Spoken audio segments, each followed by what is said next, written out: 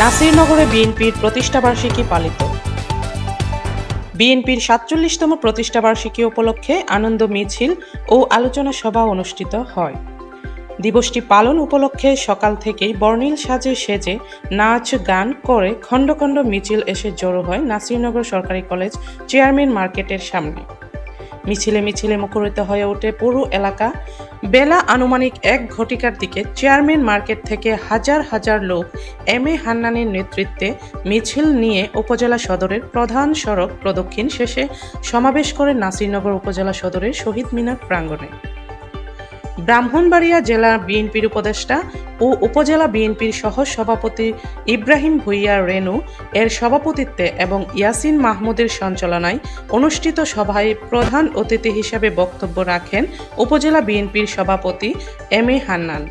বিশেষ অতিথি হিসেবে উপস্থিত ছিলেন উপজেলা বিএনপির সহসভাপতি মোহাম্মদ নজরুল ইসলাম, উপজেলা বিএনপির সহসভাপতি মোহাম্মদ কাদির মিয়া, উপজেলা বিএনপির সাবেক সদস্য সচিব মোহাম্মদ আজিজুর রহমান চৌধুরী, উপজেলা বিএনপির সহসভাপতি এ কে এম খালেদ, নাসিরনগর উপজেলা বিএনপির যুগ্ম সাধারণ সম্পাদক মোহাম্মদ মাহে আলম, উপজেলা বিএনপির সাবেক সাংগঠনিক সম্পাদক আজদু মিয়া।